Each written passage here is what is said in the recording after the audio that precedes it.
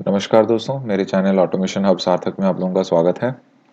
और आज हम हिंदी में कवर करेंगे दिस कीवर्ड।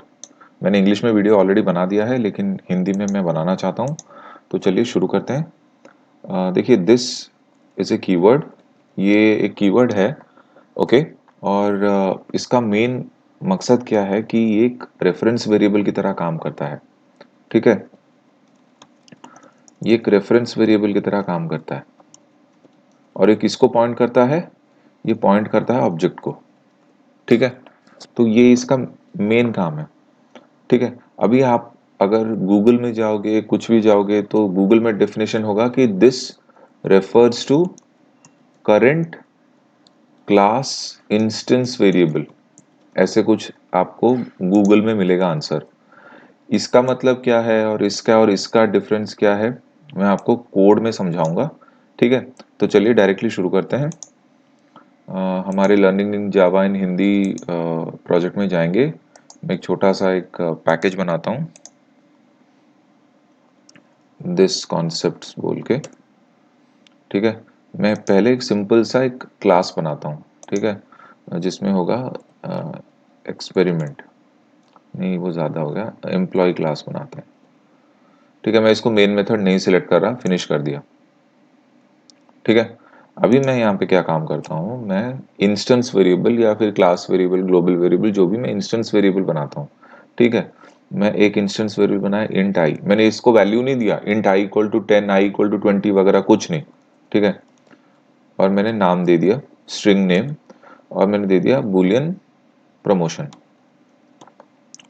ठीक है, अगर आप डायरेक्टली इन तीनों का आउटपुट निकालने की कोशिश करोगे, मान लो मैंने यहाँ पे मेन मेथड रखा हुआ था और इन तीनों को स्टैटिक बना के मैं उनका मतलब आउटपुट निकालता, तो डिफॉल्ट वैल्यू क्या आता? इंटीजर का 0, इसका क्या आता? नल, और बुलियन वैल्यू का डिफॉल्ट वैल्यू आता फॉल्स। इतना हमें पता है कि अगर हम इनका आउटपुट निकालने की कोशिश करें एग्जीक्यूशन के बाद, तो डिफॉल्ट वैल्यू ये आएगा, क्योंकि हमने यहाँ पे वैल्यू असाइन नहीं किया। हाँ, अगर वैल्यू हम देते int i equal to 10, string name equal to कोई नाम देते, boolean promotion equal to true और फॉल्स देते, तो उस हिसाब से हम एग्जीक्यूट करते तो वो आता। लेकिन क्योंकि हमने नहीं दिया, तो डिफॉल्ट वैल्यू ये आएगा, इंटीजर, स्ट्रिंग और बुलियन का। चलिए, अभी मैं क्या काम करूंगा, मैं आपको अभी एक मेथड बनाता हूँ। ठीक है, जैसे कि पब्लिक वॉइड एम्प्लॉय डेटा। ठीक है, मैं यहाँ पे कुछ अलग ही इंटीजर वैल्यू देता हूँ, इंट जे, स्ट्रिंग सरनेम और बूलियन रिजल्ट। ठीक है, मैंने एक मेथड बनाया और उसमें मैंने लोकल वेरिएबल ये तीन पास की। ठीक है, ये तीन लोकल वेरिएबल पास किए, बस यहाँ पे मैं इतने में ही छोड़ दे रहा हूँ। ठीक है, इस मेथड को। अभी मैं और एक मेथड बना रहा हूँ, पब्लिक वॉइड रिजल्ट, नहीं, मैं पब्लिक वॉइड आउटपुट बोल के एक मेथड बना रहा हूँ। ठीक है, इसमें मैं डायरेक्टली इन तीनों को कॉल करने की कोशिश करूंगा, जो ऊपर हमने इंस्टेंस वेरिएबल्स डिक्लेयर किए हैं वहां पे।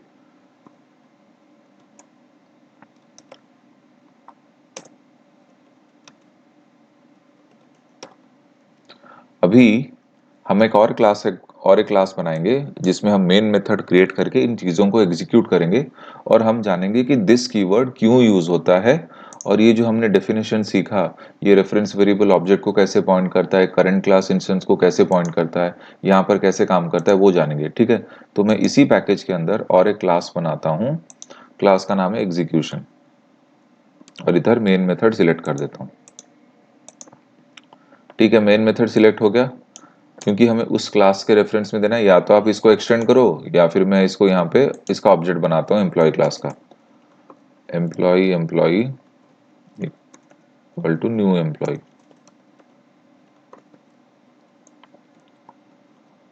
ठीक है, अभी मैं क्या करूंगा, इस ऑब्जेक्ट रेफरेंस से मैं इसके जो दो मेथड्स मैंने यहाँ पे बनाए थे, एक था मेरा एम्प्लॉय डेटा और एक था मेरा आउटपुट। ठीक है, मैं भी क्या करता हूँ, एम्प्लॉय डेटा को बुलाता हूँ। एम्प्लॉय डेटा में यहाँ पे मैं डायरेक्टली इनके वैल्यूज पास करूंगा, इंटीजर, स्ट्रिंग और बुलियन डेटा टाइप के हिसाब से। मैं इसको सिलेक्ट किया, मैं यहाँ पे दे देता हूँ 10। ठीक है, सरनेम में कुछ भी रख देता हूँ, हेलो फॉर एग्जाम्पल, और रिजल्ट लेट से मैं रखता हूँ ट्रू। ये हो गया मेरा। अभी मैं क्या करता हूँ, एम्प्लॉई डॉट, दूसरा मेथड क्या था, शायद आउटपुट था, ठीक है, आउटपुट था। अभी मैं अगर इसको एग्जीक्यूट करूंगा तो कुछ भी आउटपुट नहीं निकलेगा, मतलब जीरो, नल और फॉल्स ही निकलेगा, जो इसका डिफॉल्ट वैल्यू निकल रहा है, बराबर। अभी हमने ये जो रो नंबर 9 पे जो हमने कोड लिखा है, इसका ये मतलब है कि हम ये 10 हेलो और ये ट्रू हम यहाँ पे इम्प्लीमेंट कर रहे हैं, ठीक है। तो अभी मैं क्या चाहता हूं कि ये जो लोकल वेरिएबल्स हैं, जे, सरनेम और रिजल्ट, जिनका वैल्यू हमने वहां से डाल दिया है, वो इस ग्लोबल वेरिएबल के साथ मैच करें। तो मैं यहाँ पे क्या करूंगा, आई इक्वल्स टू जे, ठीक है, name equals to surname, promotion equal to result कर दिया, ठीक है। तो क्योंकि मैंने ये कर दिया, अभी मैं इस पर्टिकुलर चीज को एग्जीक्यूट करूंगा तो आप देखेंगे कि वैल्यू यहाँ पे 10 हेलो और ट्रू प्रिंट हो रहा है। मतलब ये जो आउटपुट आ रहा है, ये यहाँ पे टेक्निकली आई की वैल्यू अभी के सिचुएशन में 10 हो रही है, नेम की वैल्यू हेलो हो रही है, और प्रमोशन की वैल्यू ट्रू हो रही है, क्योंकि हमने इसको ग्लोबल वेरिएबल को इक्वेट कर दिया है लोकल वेरिएबल से, और लोकल वेरिएबल का डेटा हमने ये से डाल रखा है, ठीक है। तो क्योंकि तो मतलब ग्लोबल वेरिएबल को ये वैल्यूज मिल रहे हैं, यहाँ पर कोई प्रॉब्लम नहीं है, प्रॉब्लम यहाँ तक नहीं है। प्रॉब्लम पता है कब आएगी, जब हम ये ग्लोबल वेरिएबल का जो नामकरण है और ये लोकल वेरिएबल के नामकरण है, इसको सेम कर देंगे, ठीक है। मान लो मैं इसको यहाँ से हटा के ये कर दिया, और ये हटा के सरनेम को मैंने नेम कर दिया, और बूलियन रिजल्ट को हटा के मैंने वापस प्रमोशन कर दिया। अब आ जाएगी प्रॉब्लम। तो फिर मैंने यहाँ पे i इक्वल टू आई कर दिया, इसको भी हटा के मैंने, क्योंकि देखिए लोकल वेरिएबल का नाम मैं वापस जो लोकल वेरिएबल में वही लिख रहा हूँ। लेफ्ट साइड में तो ग्लोबल वेरिएबल भाई साहब विराजमान है, तो राइट साइड में लोकल वेरिएबल है। पहले राइट साइड में जे, सरनेम और रिजल्ट था, अभी क्योंकि हम इन दोनों को इक्वेट कर रहे हैं, इसकी वैल्यू इसमें डाल रहे हैं, तो मैं इसको यहाँ लिख रहा हूँ, बस ये मैंने कर दिया। अभी यहाँ पे मैं इसको एग्जीक्यूट करने जाऊंगा ना, तो वापस जीरो, नल एंड फॉल्स आएगा इन तीनों का वैल्यू, ठीक है। तो अभी पंगा क्या है, तो मैं यहाँ पे कुछ थोड़ा सा लिख देता हूँ, the value of instance variable I is, ताकि आपको कंफ्यूज ना हो, ठीक है। एक सेकेंड।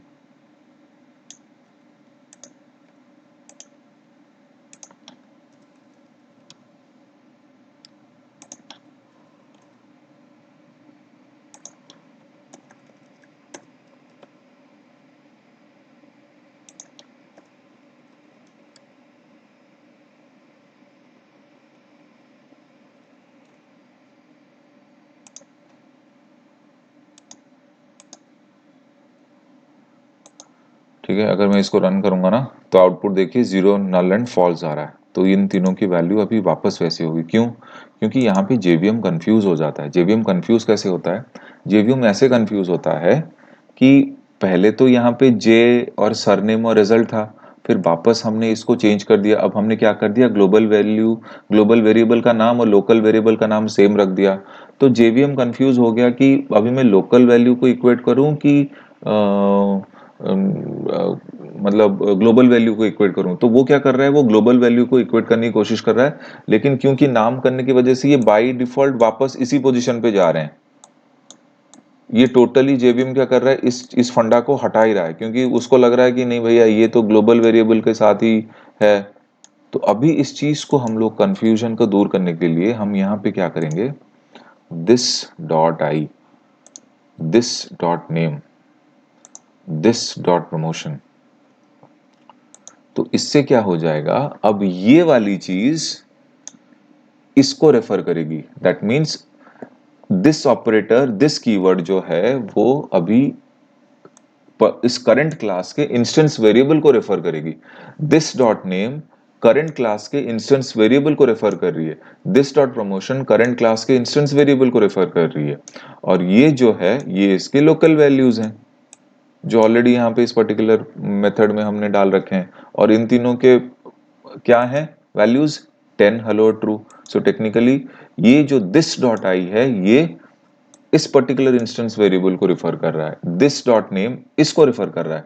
दिस डॉट प्रमोशन इसको रेफर कर रहा है। So this dot something refer करता है इंस्टेंस वेरिएबल को और सिर्फ दिस कीवर्ड रेफर करता है आपके ऑब्जेक्ट को। बस इतना ही डिफरेंस है और कोई डिफरेंस नहीं है। अभी अगर आप एग्जीक्यूशन को एग्जीक्यूट करेंगे तो आपका वैल्यू 10 हेलो ट्रू आ जाएगा। तो जब कभी हम ग्लोबल वेरिएबल या इंस्टेंस वेरिएबल का नामकरण लोकल वेरिएबल के साथ सेम रख देते हैं तो ये प्रॉब्लम आती है। इस प्रॉब्लम को सुलझाने के लिए हम दिस कीवर्ड का इस्तेमाल करते हैं और this dot global variable actually refer करता है दिस डॉट इंस्टेंस वेरिएबल जो भी आप बोलो ये यहाँ को रेफर करता है। ठीक है, और सिर्फ दिस कीवर्ड हो तो वो ऑब्जेक्ट को रेफर करता है। बस इस प्रोग्राम में इतना ही। दिस कीवर्ड का हमारा यही अंडरस्टैंडिंग है। मैंने इंग्लिश वीडियो भी बनाया था, ये हिंदी वीडियो में भी यही बनाया। सिंपल सा है, कोई टेंशन नहीं है। मैं आपको दिस कीवर्ड का ऑटोमेशन सेलेनियम में कैसे यूज होता है फ्रेमवर्क लेवल पे मैं एक छोटा सा प्रोग्राम बना के आपको बताऊंगा आने वाले फ्यूचर वीडियोस में। मैं उम्मीद करता हूँ यहाँ पर आपको समझ में आया होगा कि कैसे काम करता है। ठीक है, thank you so much. Please मेरे चैनल को सब्सक्राइब करना ना भूलिए और मुझे सपोर्ट करते रहिए। Thank you so much. सार्थक है साइनिंग ऑफ।